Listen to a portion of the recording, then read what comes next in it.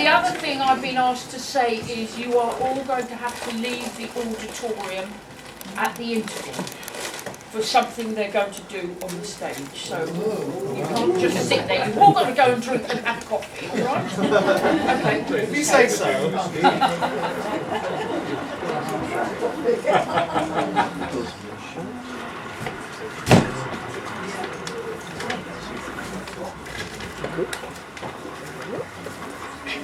I'm sorry.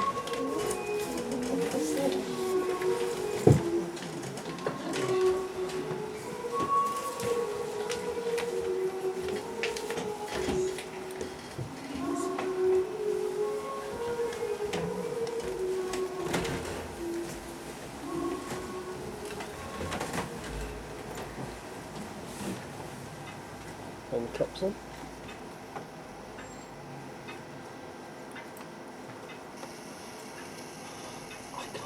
Professor Stokes.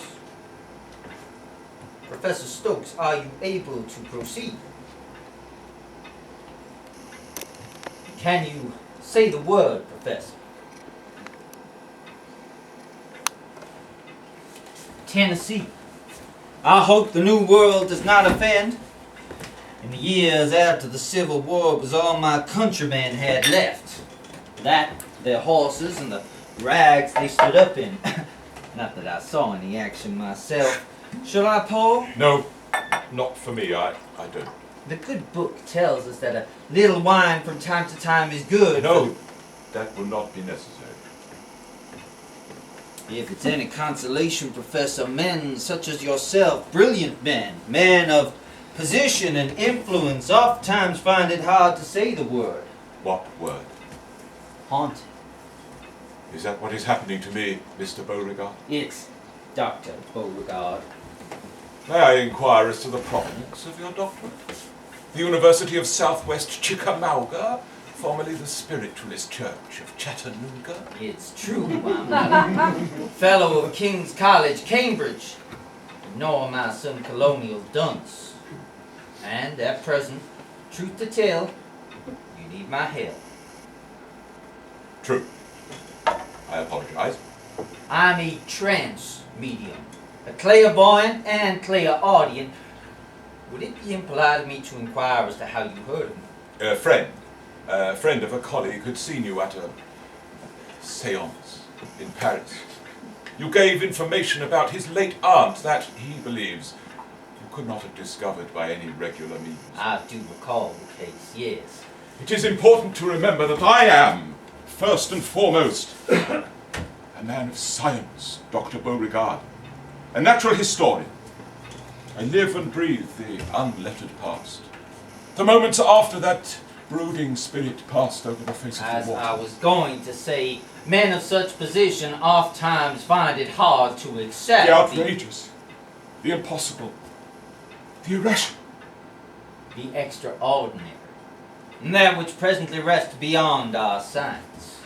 Dr. Beauregard, consider this. Bought in the market this afternoon. And now, Source of our first great unhappiness. very well. Sir, how can we be certain that this exists? The evidence of our senses? I suppose so. Let's say some cataclysm stripped us of our sight, then our smell, then our taste, and then our touch. My, you truly have considered this, haven't you, Professor? Would this apple exist to you? Would it? And therefore does it, Dr. Beauregard? Does it exist at all? It exists, sir. It exists. There must be demonstrations, proofs. This hypothetical cataclysm has taken our world away. And yet it has not. That question has troubled me since I could first think. Indeed, I believed it to be the most troubling thought I could experience until I came to the sea house. What I saw in that house, I cannot rationalize, cannot explain, cannot comprehend. I can help you. Can you? I believe that I can, but I must know the facts of the case thus far. The facts, yes.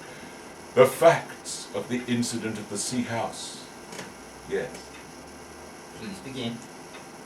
I'd known of the place since childhood.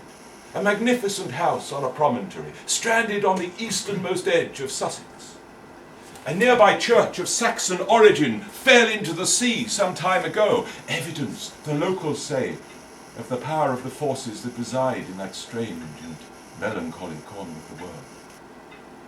The house itself had been built by a former officer in the army of the Duke of Wellington, a man named Darlish. He had attempted to create a magnificent garden of flora and fauna from across the empire, but the English weather did for that. One can quite imagine. And yet one must admire the grandeur of his folly. Indeed, a new Eden upon a blasted shore. No wonder you were drawn to it. But there were rumours that Darlish had sought ways to prolong his life beyond its natural allowance. Ancient ritual, even human sacrifice, was spoken of. Darlish eventually hanged himself from the bough of an oak, which revealed a conservatism somewhat at odds with his florid reputation. When I was sent away to school, the sea house was put up for sale and fell into disrepair. So, how did you come to rediscover it? A friend of mine from London had made the acquaintance of a missionary, a man of apocryphal zeal, who had blazed his way across the Indian subcontinent. He had acquired the place, then vanished from the face of the earth some years ago.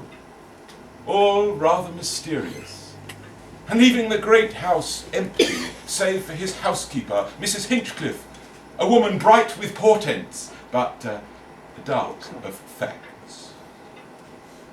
The house itself had the strangest atmosphere of any I had ever visited. There was a perpetual scent, not simply of flowers, but of something else. Was it mint or camphor? My room was large, with a commodious table for my books, specimens, and the typewriter that would produce, I had cause to hope, my masterpiece. I felt joyful. Is it so unusual to feel joyful, sir? I am a communing member of the Church of England. Any species of happiness is a downright miracle. I see. My room was on the first floor of the house, and before I proceed with my narrative, I should inform you of the view from the west-facing window, for it was quite extraordinary. One could see, with the tide at bay, across a vast landscape of shingle. This was punctuated by dark rivers of water and outcrops of rock that resembled primordial men, stranded in some terrible instance of supplication, yet transformed by a beautifully clear light into something else. The impression was of a world in a constant state of flux and occasional tumult.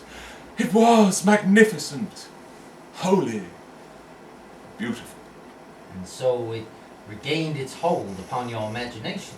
It did, but I perfectly understood the nature of my experience. My reverie was something other, and understood as such. Had the other window been accessible, the east-facing window, the view across the water would have been even greater. The impression of being in some vast lighthouse in the midst of the sea itself. A good journey, Professor Stokes. Somewhat trying, Mrs. Hinchcliffe. The Hastings train did not run according to Bradshaw, and the luncheon was unsatisfactory.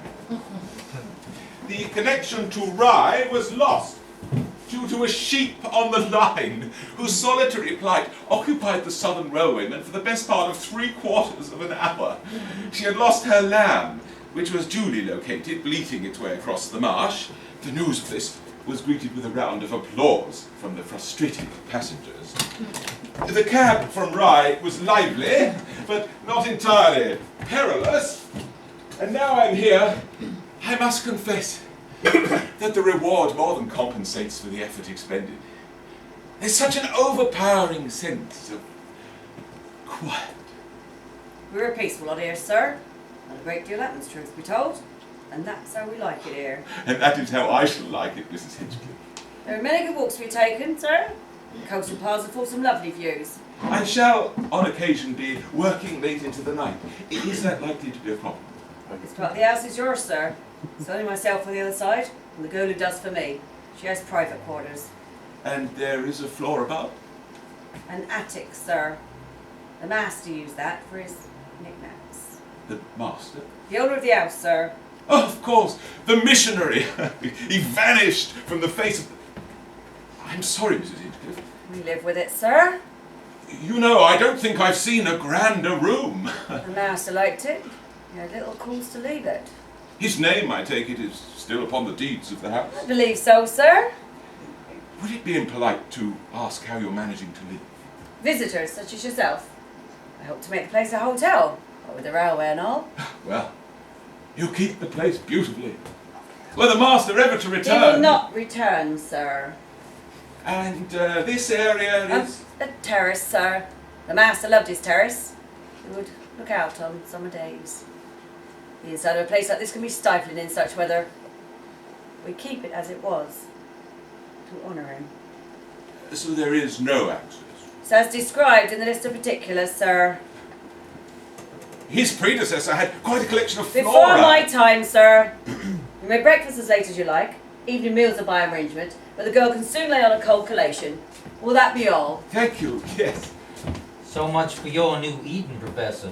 But there was little to trouble you thus far. True, save for St. Francis of Assisi, What was he doing? healing the sick. But the image was neither comforting nor inspirational.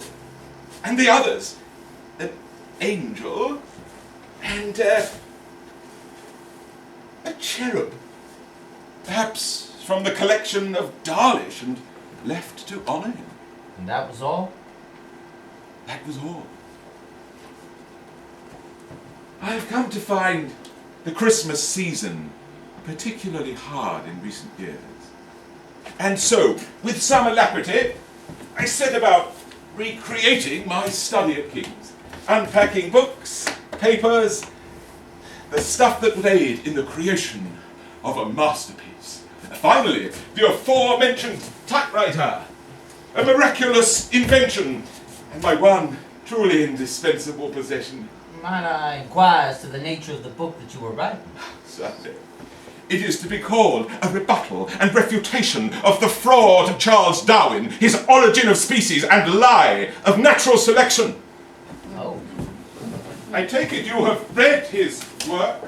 No, sir, but I'm aware of its content. Mr. Darwin would have it that we are the godless children of apes. I understand that's the meaning of it. If that is so, then pray tell me this. Chimpanzees are still procreating. Why has one not given birth to a man of late? You know, there is a pastor in my village in West Virginia who would cheer that sentiment to the rafters, Professor. And he shall soon have a written defence, sir. It has long been my habit to work late into the night. A window had been left open and I did not close it. I have some tolerance for cold, as my late wife often pointed out. I assumed you were a bachelor, Professor. No. I should sooner use that word than the one I dread. Widower. My condolences. How long? 15 years, almost to the day. Children? A son. They were lost together. The sinking of the SS Heroic in the Atlantic, 24th of December, 1860. I am sorry. I set about my work, as usual.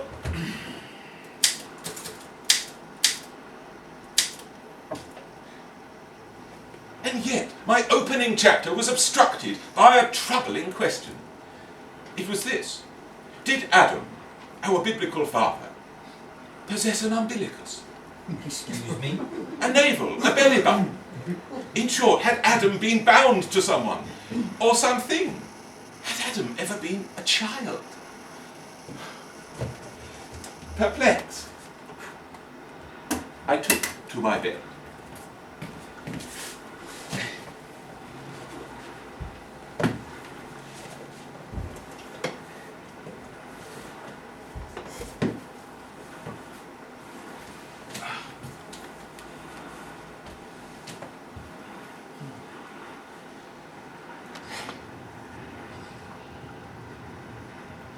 And then it began.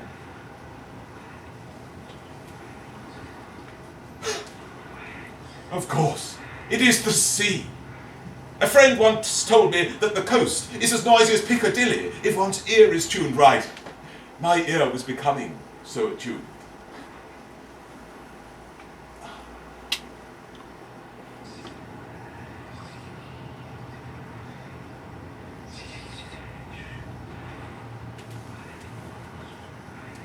But there it was, unmistakable.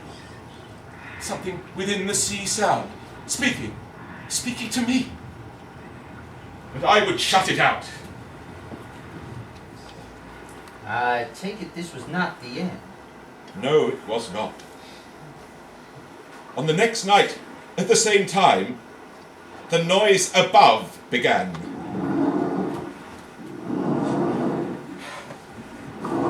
Over and over. Something rolling, something being dragged along, was it?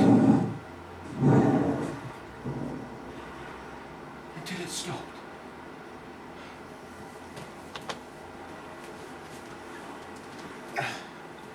Then began again. How long?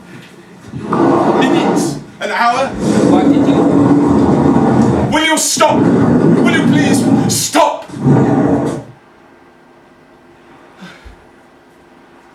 And then there was nothing but the sea again.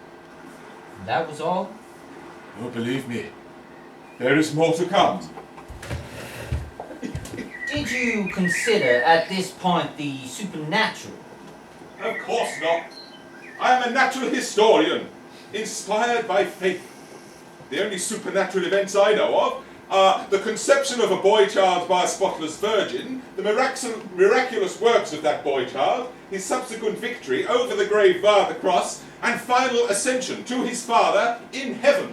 I see. I do not believe in the supernatural, Dr. Beauregard. And yet, you could not explain those sounds.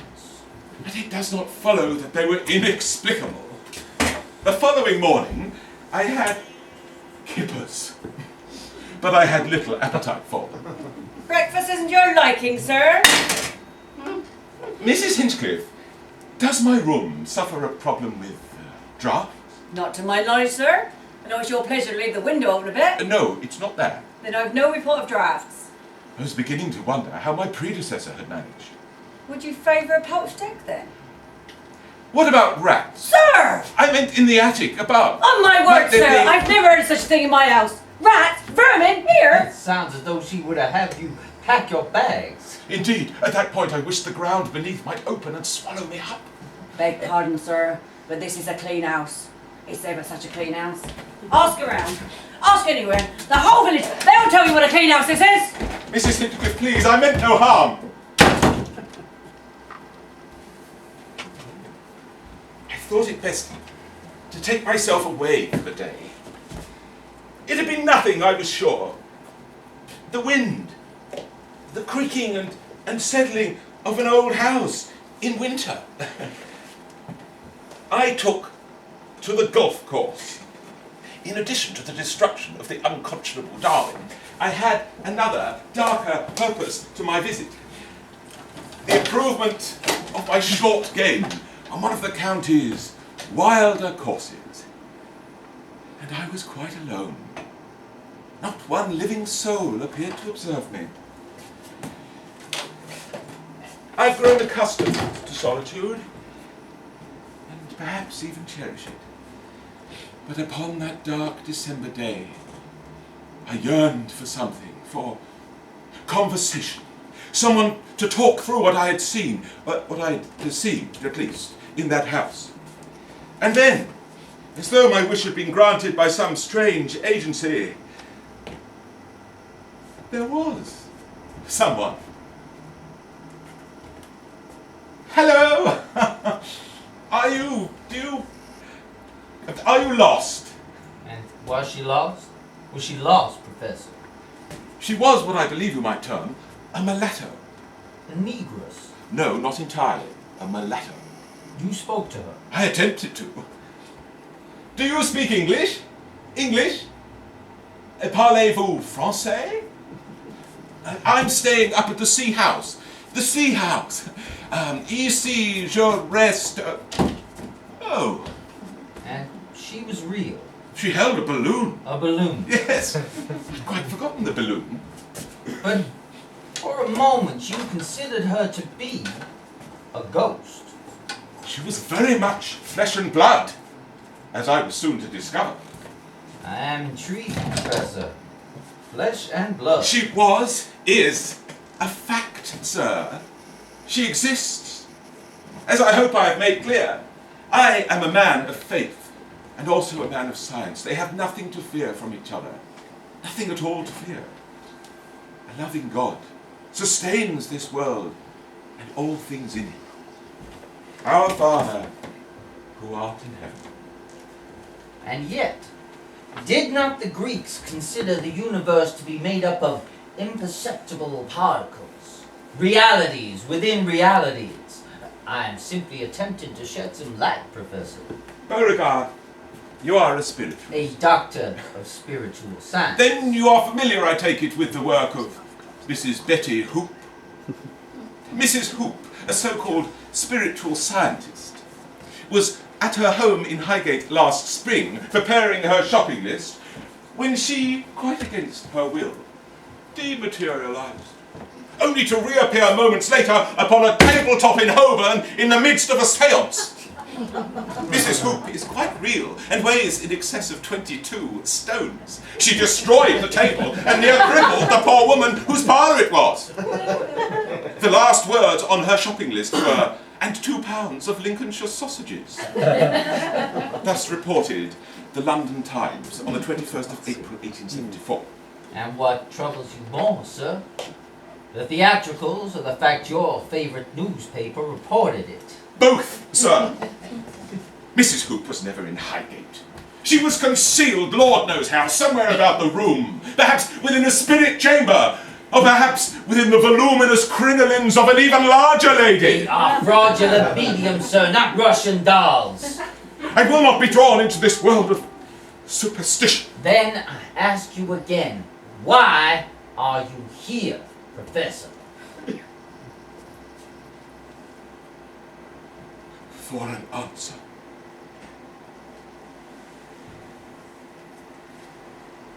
Now, you are certain there were no other occupants of that house?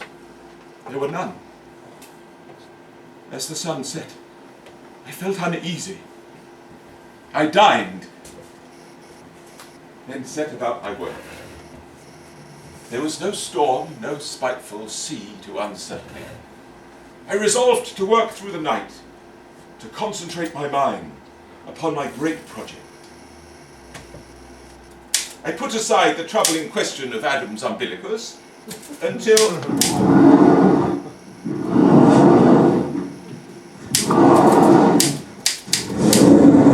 was not entirely oppressive until... Will you stop, for the love of God? This is intolerable.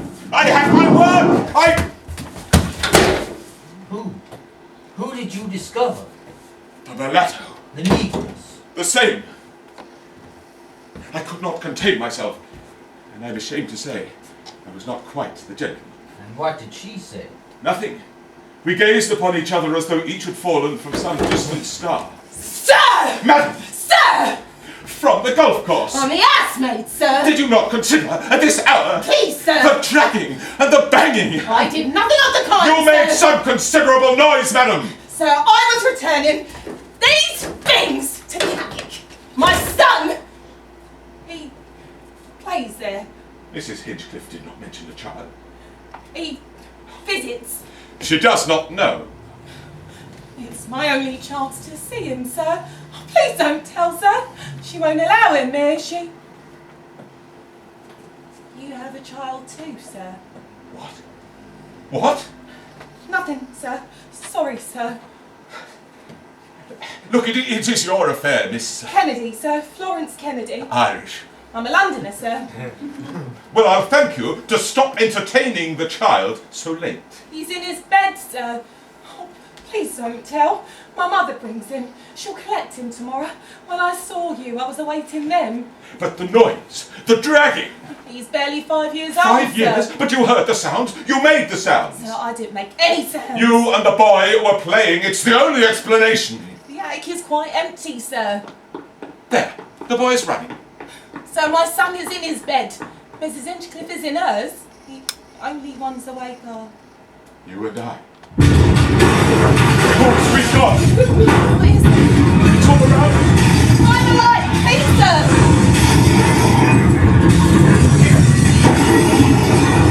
It is here.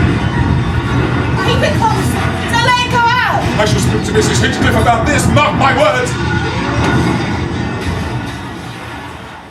It's over. I shall be raising a number of points, perhaps requesting a refund for tonight. What is that? What is that? It's coming from The terrace, sir!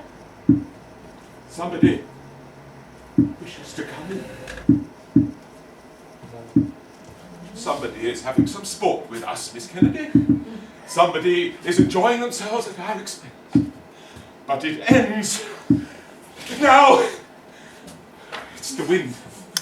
Things out on the terrace. The master's old things. Not a ghost. Not a spirit. Maybe a bird. Gulls.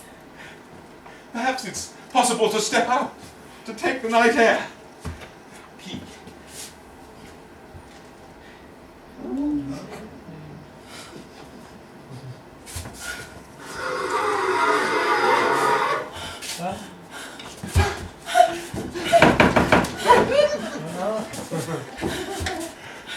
What do you want in the name of God?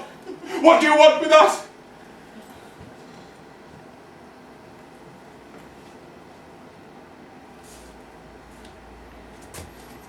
And what word would you use to describe this?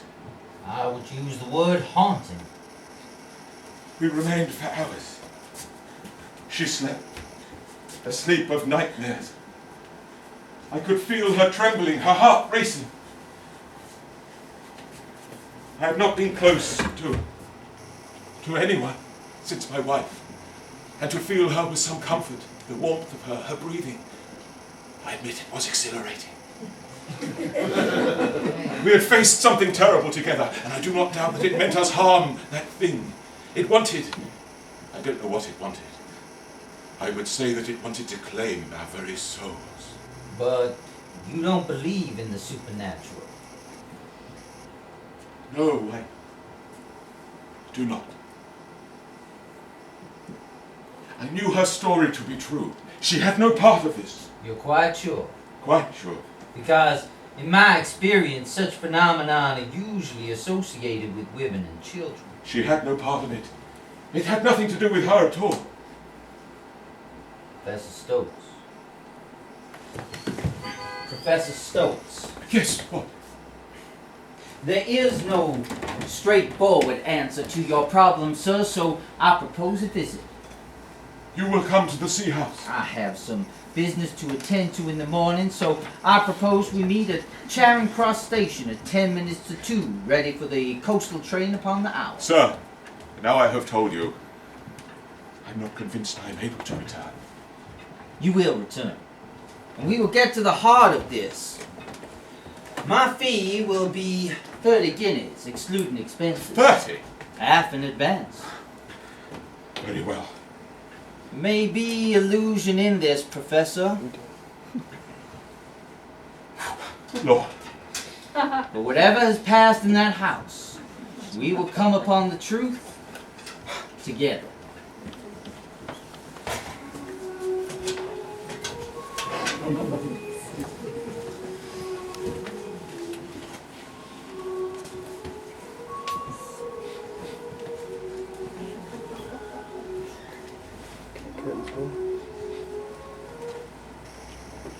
Then shall the priest command to take for him that is to be cleansed 2 birds alive and clean, and cedarwood, and scarlet, and hyssop. And the priest shall command that one of the birds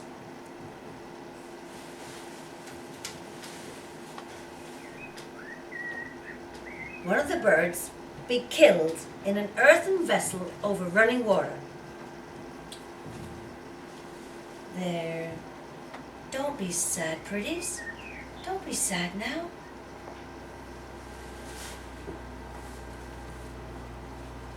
As for the living bird, it shall take it, and the cedarwood and scarlet and hyssop, and shall dip them and the living bird in the blood of the bird that was killed. Oh, God, I can't do that. Where do you want them, Mum? On the table there.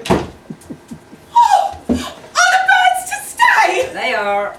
Oh, Mum, when are we to decorate? Decorate what? For Christmas, Mum. Oh, I've picked some holly, and little Caleb's made some stars. Save it for your quarters, Florence. But, Mum, Idols, girls. Pagan idols. Should get red. bar humbug. What? Nothing. He asked about the master. Then tell him all you know. I don't know anything, There. but I saw something.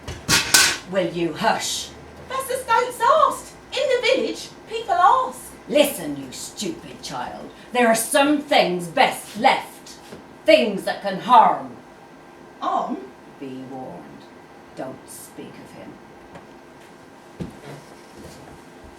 Mum, what about Caleb? Enough! Might he say Christmas night just this once? Do you really want to bring a child here now? Have you thought of the harm it might do? No. Then work and be glad. And I saw something similar in Jasper, Georgia, Professor. A curious episode. One night, the father of the house, a respectable man who managed gangs on the Southern Railroad before the Civil War, took an axe from his woodshed, entered the house where his family were at their prayers, and, giving no impression whatsoever of what was to come, he... We're in. Ah, good. You were right about the view, my God. And the rocks, like people, how's it you put it? Stranded in some terrible instance of supplication. Absolutely. Absolutely. It is an extraordinary place. Ah, St. Francis of Assisi. but wasn't he kind of? I assume they belonged to Darling.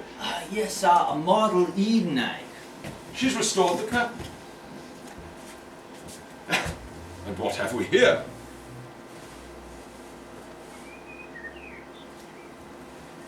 Shall we do the honors, Professor?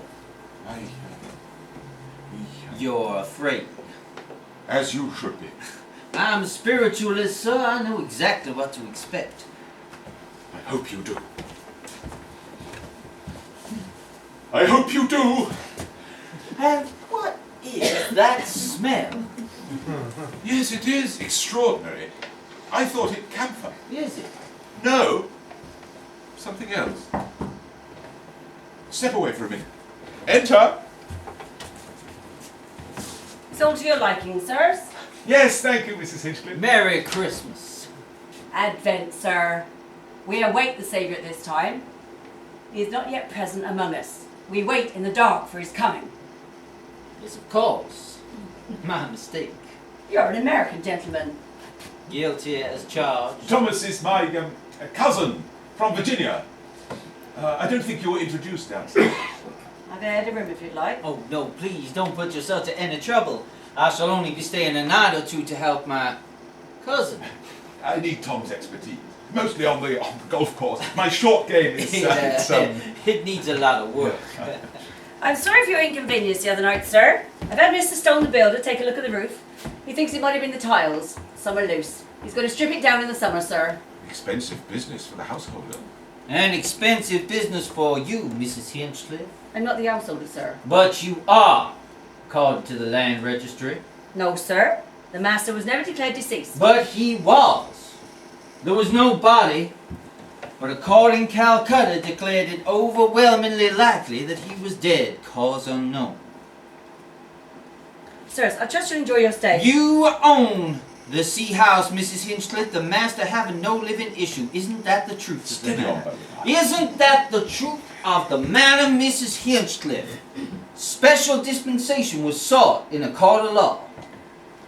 It's true, sir. I own it. Then why hide it? It's a private matter, sir. It's a remarkable thing, a woman of property who isn't entitled. It was the master's wish. And what was he to you? I assisted him with his work here at the house. Look here, Beauregard. Can't you see the woman's upset? It is not my intention to upset the woman, but merely to get to the heart of this. You think this is relevant? I do not yet know whether or not the sea house is haunted, but in my experience, air of secrecy can make a place such as this vulnerable. Vulnerable? A place? Sirs, Vulnerable? the matter is private. The matter is closed.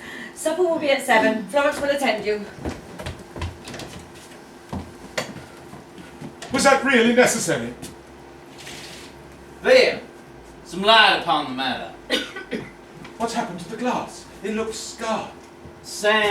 Wind carries the sand and salt. Seen it once before in the Carolinas. What's beyond? A staircase. Locked. Iron gates. The master's name was Marchant. Elijah Marchant. A self-made man. I fear he did something terrible, sir. It was a firm. Marchant and Son. Imported cotton. Till he gave it up for God. What kind of God? One might well ask.